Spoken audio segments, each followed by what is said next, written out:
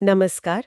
आज हम मध्यकालीन दक्षिण भारत के इतिहास के एक ऐसे दौर की बात करने वाले हैं जो अक्सर विजयनगर साम्राज्य की चकाचौंध में थोड़ा सा कह सकते हैं छिप जाता है। बात हो रही है बहमनी सल्तनत की। ये वो समय था जब दिल्ली सल्तनत कमजोर पड़ रही थी और दक्कन में कई नई ताकतें उभर रही थीं। बहमनी उनमें से एक बहुत बड़ा नाम था। और कोशिश ये रहेगी कि हम समझें कि ये सल्तनत कैसे बनी, इसके खास शासक कौन थे, विजयनगर से इसकी जो टक्कर थी उसकी वजहें क्या थीं और फिर ये कैसे टूट गई। तो शुरू कहाँ से करें, कैसे नींव पड़ी इस सल्तनत की? हाँ, तो देखिए बहमनी सल्तनत का उदय होता है 1347 ईस्वी में। और दिलचस्प बात यह है कि ये विजयनगर साम्राज्य की स्थापना के ठीक करीब करीब 10 साल बाद का ये समय है। तो एक तरह से दक्षिण में दो बड़ी ताकतें लगभग साथ साथ ही खड़ी हो रही थी। अच्छा। और इसके जो संस्थापक थे वो थे अलाउद्दीन बहमन शाह। हम्म। उनकी कहानी भी थोड़ी अलग सी है। कहते हैं कि उनका असल नाम हसन था और वो शुरू में गंगू नाम के एक ब्राह्मण विद्वान की सेवा में थे। इसीलिए उन्हें हसन गंगू भी कहा जाता था। ओ, गंगू से बहमन शाह। हाँ, शायद जब उन्होंने अपनी सल्तनत बनाई तो अलाउद्दीन बहमन शाह की उपाधि ली। हो सकता है अपने पुराने संरक्षक के सम्मान में। उन्होंने गुलबर्गा, जिसे आज कलबुर्गी कहते हैं, उसे अपनी पहली राजधानी बनाया। और उनका शुरुआती राज जो था वो उत्तरी कर्नाटक, दक्षिणी महाराष्ट्र और आज के तेलंगाना के कुछ हिस्सों पर था। और जैसे ही ये सल्तनत खड़ी हुई, पड़ोस में तो पहले से ही विजयनगर साम्राज्य मौजूद था, शक्तिशाली भी था, तो टकराव तो तय था, है ना? बिल्कुल तय था। ये टकराव कोई छोटा मोटा नहीं था, करीब 2 सदियों तक चला। और इसकी जड़ें थी 3 खास इलाकों पर कब्जे की लड़ाई में। 3 इलाके कौन कौन से? सबसे पहला और सबसे जरूरी था तुंगभद्रा दोआब, मतलब कृष्णा और तुंगभद्रा नदियों के बीच का इलाका। बहुत ज्यादा उपजाऊ था। अच्छा, रायचूर दोआब जिसे कहते हैं। हाँ, वही रायचूर दोआब। अब देखिए, उपजाऊ जमीन का मतलब है अनाज और अनाज का मतलब है लगान, सल्तनत की कमाई का मुख्य जरिया। और मजे की बात यह है कि इस इलाके के लिए लड़ाई कोई नई नहीं थी। दक्कन की ताकतें सदियों से इसके लिए लड़ती आ रही थी, चालुक्य, चोल, यादव, होयसल सब। यानी इतिहास बस किरदारों को बदल रहा था, लड़ाई वही थी। और बाकी 2 वजहें क्या थी? दूसरी अहम वजह थी कृष्णा गोदावरी डेल्टा। ये भी बहुत उपजाऊ था, लेकिन इसकी खास बात थी इसके बंदरगाह, पोर्ट्स, जहां से समंदर पार व्यापार होता था। अच्छा, व्यापार वाला एंगल। हाँ, और तीसरा था मराठवाड़ा क्षेत्र, खास तौर पर कोंकण तट के बंदरगाह जैसे चौल और दाभोल। यहाँ से घोड़ों का बहुत बड़ा व्यापार होता था। घोड़े वो क्यों इतने जरूरी थे? ये घोड़े सेना के लिए सबसे जरूरी चीज होते थे। ये घोड़े आते थे मध्य एशिया और अरब से। तो जिसके पास इन बंदरगाहों का कब्जा, उसके पास बेहतरीन घुड़सवार सेना। तो बस उपजाऊ जमीन, व्यापार के रास्ते और सेना के लिए घोड़े, इन तीनों पर कब्जे के लिए बहमनी और विजयनगर में लगातार ठनी रहती थी। इन शुरुआती लड़ाइयों में कोई खास बात हुई, कुछ ऐसा जिसने आगे असर डाला हो? हाँ, एक घटना है 1360 के दशक के युद्ध की।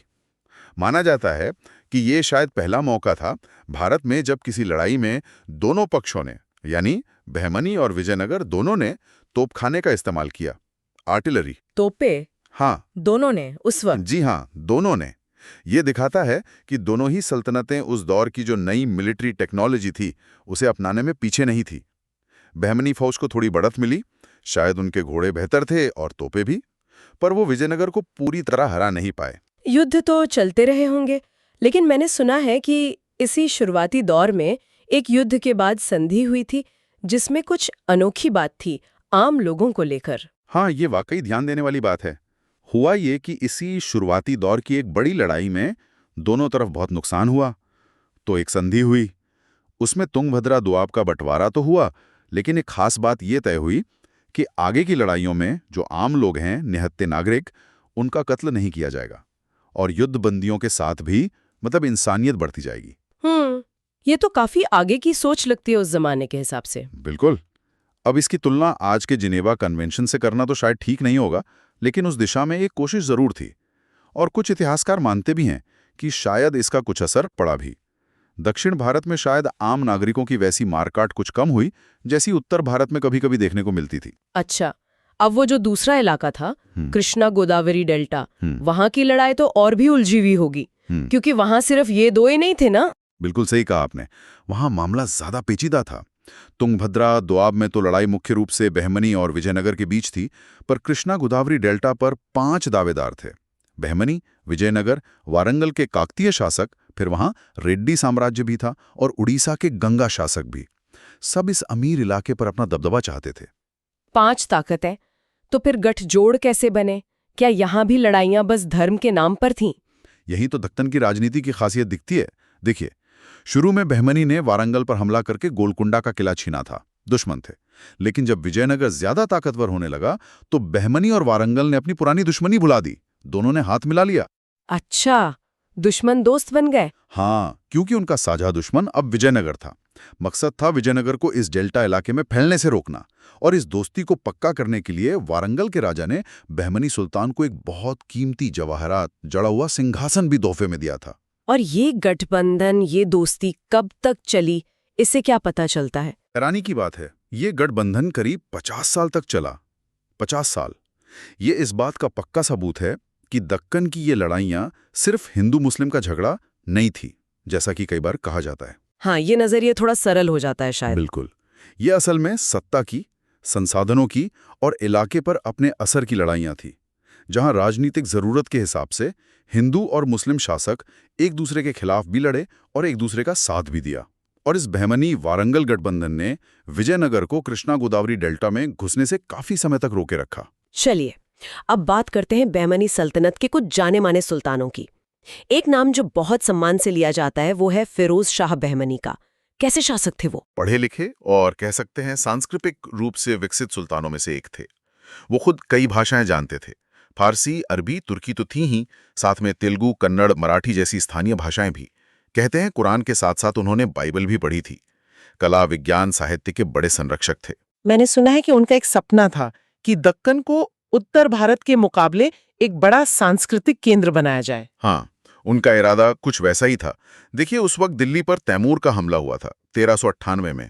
उत्तर भारत में काफी उथल पुथल थी, तो फिरोज शाह ने सोचा कि यह मौका है दक्कन को ज्ञान, विज्ञान और कला का हब बनाने का। उन्होंने ईरान, इराक, मध्य एशिया से विद्वानों, कवियों, कलाकारों, सूफी संतों को गुलबर्गा आने का न्योता दिया। अच्छा, कौन कौन आए थे? कोई मशहूर नाम? हाँ, मशहूर चिश्ती संत हजरत बंदा नवाज गेसुदराज, वो भी उन्हीं के बुलावे पर गुलबर्गा आए और फिर वहीं बस गए। उनकी दरगाह आज भी गुलबर्गा में बहुत अहम मानी जाती है। और प्रशासन और सेना के मामले में उनके क्या काम थे? उन्होंने दौलताबाद के पास एक खगोलीय वेधशाला मतलब एस्ट्रोनॉमिकल ऑब्जर्वेटरी बनवाई। ये उस जमाने के हिसाब से बड़ी बात थी। भीमा नदी के किनारे फिरोजाबाद नाम का एक नया शहर बसाया। व्यापार बढ़ाने के लिए उन्होंने चौल और दाभोल जैसे जो अहम बंदरगाह थे उन पर सल्तनत का कंट्रोल मजबूत किया, खासकर घोड़ों के व्यापार के लिए। और फौज के मामले में भी वो पीछे नहीं रहे। उन्होंने उत्तर में बेरार की तरफ सल्तनत को फैलाया। वहां के गोंड राजा थे नरसिंह राय, उन्हें हराया। अच्छा। राजा को ना सिर्फ भारी हर्जाना देना पड़ा, बल्कि अपनी बेटी की शादी भी फिरोज शाह से करनी पड़ी। लेकिन विजयनगर के शासक देवराय प्रथम के साथ उनके रिश्ते तो बड़े अजीब रहे। पहले जीत, फिर शादी और फिर हार गए। हाँ, ये कहानी बड़ी दिलचस्प है। फिरोज शाह ने पहले देवराय प्रथम को एक बड़ी लड़ाई में हराया।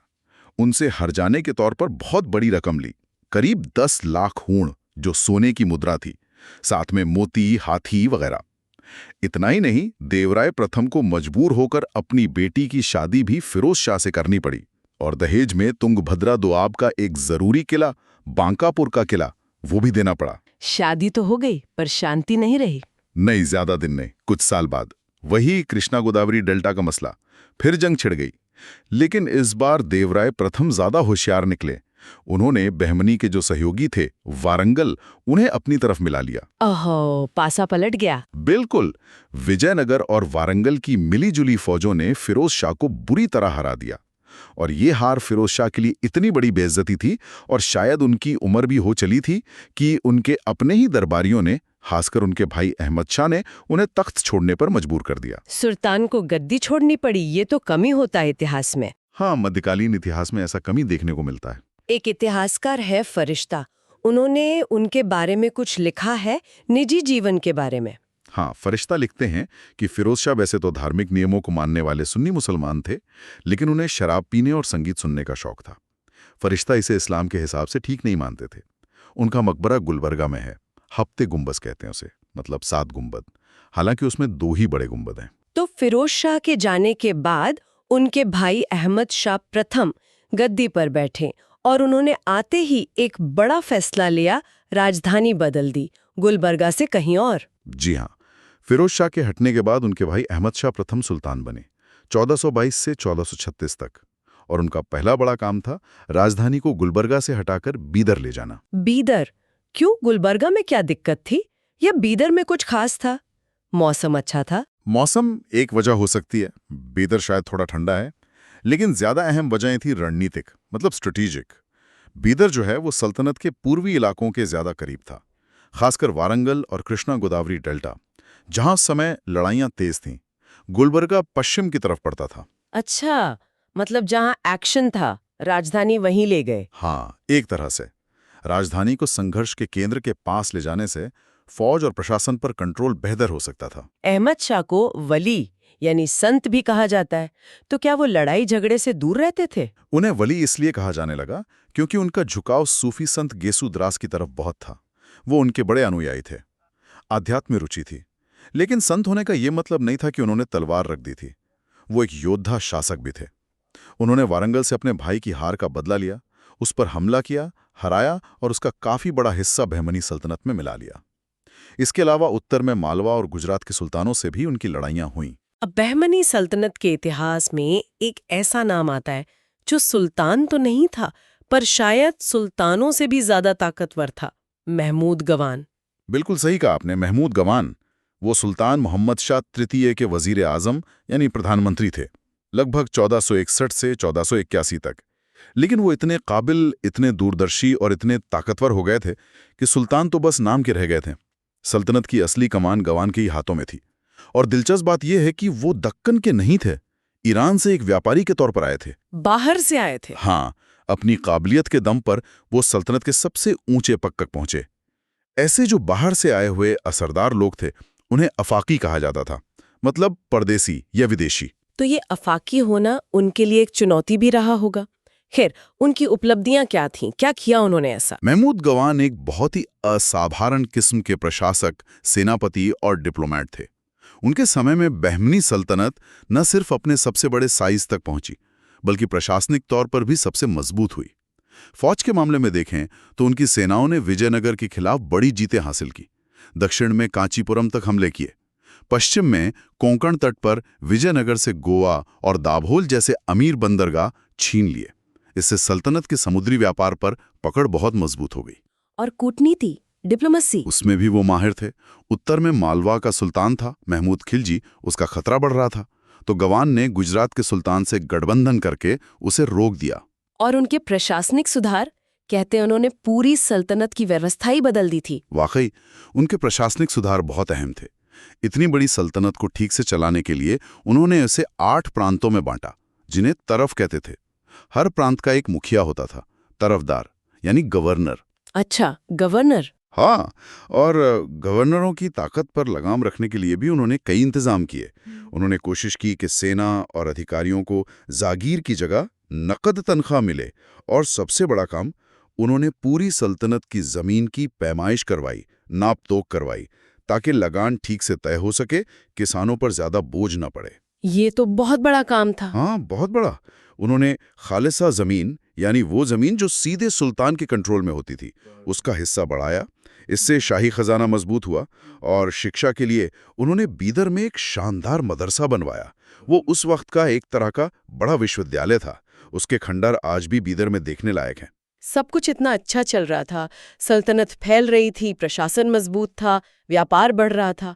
फिर ऐसा क्या हुआ कि सब बिखरने लगा? क्या गवान की कामयाबी ही उनके लिए मुसीबत बन गई? अफसोस की बात है, लेकिन हुआ कुछ ऐसा ही। जैसा मैंने बताया, महमूद गवान अफाकी थे, बाहर से आए थे। बहमनी दरबार में पहले से ही 2 गुट बने हुए थे। एक अफाकी जो बाहर से आए अमीर थे, ज्यादातर शिया, और दूसरे दक्कनी जो पुराने यहीं के अमीर थे, ज्यादातर सुन्नी। अच्छा, ये अंदरूनी गुटबाजी। हाँ, और जो दक्कनी गुट था वो गवान की बढ़ती ताकत और असर से जलता था। उन्हें लगता था कि ये भारी आदमी आकर हम पर हावी हो गया है, हमारी अहमियत कम हो गई है। तो फिर क्या किया उन्होंने? अंजाम बहुत बुरा हुआ। दक्कनी अमीरों ने सुल्तान मोहम्मद शाह तृतीय के कान भरने शुरू कर दिए। सुल्तान अब जवान हो चुके थे, शायद वो भी गवान के कंट्रोल से निकलना चाहते थे। इन अमीरों ने गवान के खिलाफ साजिश रची। एक जाली खत बनवाया जिसमें यह दिखाया गया कि गवान विजयनगर के राजा से मिले हुए हैं और सुल्तान के खिलाफ साजिश कर रहे हैं। ओह, और सुल्तान ने मान लिया? हाँ, सुल्तान गुस्से में आ गए। बिना पूरी जांच पड़ताल किए 1481 में उन्होंने अपने सबसे वफादार और सबसे काबिल वजीर महमूद गवान को मौत की सजा दे दी। ये तो बहुत बुरा हुआ। इसका सल्तनत पे क्या असर पड़ा? क्या यहीं से अंत शुरू हो गया? इसे अंत की शुरुआत कहना बिल्कुल ठीक होगा। महमूद गवान उस गोंद की तरह थे जिसने सल्तनत के अलग अलग हिस्सों और गुटों को किसी तरह जोड़ रखा था। उनके मरते ही वो जोड़ टूट गया। सुल्तान को बाद में अपनी गलती का एहसास हुआ, पर तब तक बहुत देर हो चुकी थी। दरबार में शक और साजिशों का माहौल बन गया। सुल्तान कमजोर पड़ गए और वो जो प्रांतीय गवर्नर थे, तरफदार, जिन्हें गवान ने ही सिस्टम में मिठाया था, अब वो बेलगाम हो गए, अपनी ताकत बढ़ाने लगे और आजाद होने लगे। बिल्कुल। गवान की मौत के 10-12 साल के अंदर ही तरफदारों ने अपनी आज़ादी का ऐलान करना शुरू कर दिया। 1480s के दशक के आखिर से लेकर 1527 तक आते आते बहमनी सल्तनत पूरी तरह 5 अलग अलग सल्तनतों में टूट गई। वो 5 सल्तनतें कौन कौन सी थी जो बहमनी सल्तनत के टूटने पर बनी? बहमनी सल्तनत के खंडरों पर जो 5 सल्तनतें खड़ी हुईं, उनमें 3 ज्यादा बड़ी और ताकतवर थीं। पहली, बीजापुर। यहां यूसुफ आदिल शाह ने आदिल शाही वंश शुरू किया। दूसरी, अहमदनगर। यहां मलिक अहमद ने निजाम शाही वंश की नींव रखी। तीसरी, गोलकुंडा। यहां कुली कुतुब शाह ने कुतुब शाही सल्तनत बनाई। ये 3 बड़ी हो गई। और बाकी 2? हाँ, 2 और थीं, थोड़ी छोटी। एक बीदर में बरीद शाही और एक बेरार में इमाद शाही। ये दोनों ज्यादा समय तक टिक नहीं पाईं। बाद में बेरार को अहमदनगर ने और बीदर को बीजापुर ने अपने राज में मिला लिया। तो आखिरकार दक्कन में 3 बड़ी सल्तनतें रह गईं, अहमदनगर, बीजापुर और गोलकुंडा। ये बहमनी सल्तनत की उत्तराधिकारी बनी। तो बहमनी सल्तनत का तो अंत हो गया, लेकिन उसकी विरासत एक तरह से नई सल्तनतों में जारी रही। इनका आगे क्या हुआ? बहमनी सल्तनत का नाम तो मिट गया, लेकिन उसकी राजनैतिक और सांस्कृतिक विरासत इन 3 बड़ी सल्तनतों अहमदनगर, बीजापुर और गोलकुंडा में जिंदा रही। और ये तीनों सल्तनतें भी खुद काफी शक्तिशाली साबित हुईं। अगले लगभग 250 साल तक, मतलब 1680 के दशक तक, दक्कन की सियासत पर यही छाई रही। मुगलों से भी टक्कर ली इन्होंने। अरे जबरदस्त टक्कर ली। जब उत्तर भारत में मुगलों का राज मजबूत हुआ तो उन्हें इन दक्कनी सल्तनतों को जीतने में नाको चने चबाने पड़े। खासकर औरंगजेब के शासनकाल का तो एक बहुत बड़ा हिस्सा इन्हीं सल्तनतों के साथ लंबी और थका देने वाली लड़ाइयों में बीता। आखिरकार 1686-87 में जाकर औरंगजेब बीजापुर और गोलकुंडा को मुगल साम्राज्य में मिला पाए। अहमदनगर का पतन थोड़ा पहले शुरू हो गया था। ये दिखाता है कि बहमनी सल्तनत से जो ये ताकतें निकली थीं, वो कितनी मजबूत थीं कि मुगलों जैसी सुपर पावर को इतनी जबरदस्त चुनौती दी। जब हम मुगल इतिहास पढ़ते हैं, खासकर औरंगजेब का दौर, तो इन सल्तनतों का और मलिक अंबर जैसे इनके नायकों का जिक्र बार बार आता है। तो ये थी कहानी बहमनी सल्तनत की। कैसे हसन गंगू यानी अलाउद्दीन बहमन शाह ने इसकी नींव डाली, कैसे फिरोज शाह जैसे शासकों ने इसे सांस्कृतिक पहचान दी, महमूद गवान जैसे वजीर ने इसे प्रशासनिक तौर पर मजबूत किया, लेकिन फिर कैसे अंदरूनी झगड़ों ने, वो दक्कनी और अफाकी वाली खींचतान ने इसे तोड़ दिया और इसकी जगह 5 नई सल्तनतें बन गईं। बिल्कुल। और एक आखिरी बात सोचने वाली है, ये सल्तनतें भले ही आपस में लड़ीं और आखिर में मुगलों के नीचे आ गईं, लेकिन इन्होंने मिलकर दक्कन के पठार पर कला, आर्किटेक्चर, भाषा, संस्कृति का एक बहुत ही अनोखा संगम बनाया। गोल गुंबज हो, चार मीनार हो, बीदरी का काम हो, दक्कनी पेंटिंग हो, ये सब उसी दौर की देन है। हाँ, ये तो है। तो सोचने वाली बात यह है कि क्या उस दौर की ये जो मिली जुली, कभी लड़ती झगड़ती, कभी साथ देती, जटिल राजनीतिक और सांस्कृतिक विरासत है, क्या वो आज भी किसी न किसी रूप में हमारे दक्षिण भारतीय समाज और संस्कृति में जिंदा है? क्या हम उसकी झलक अपने आसपास देख सकते हैं? ये एक सवाल है सोचने के लिए।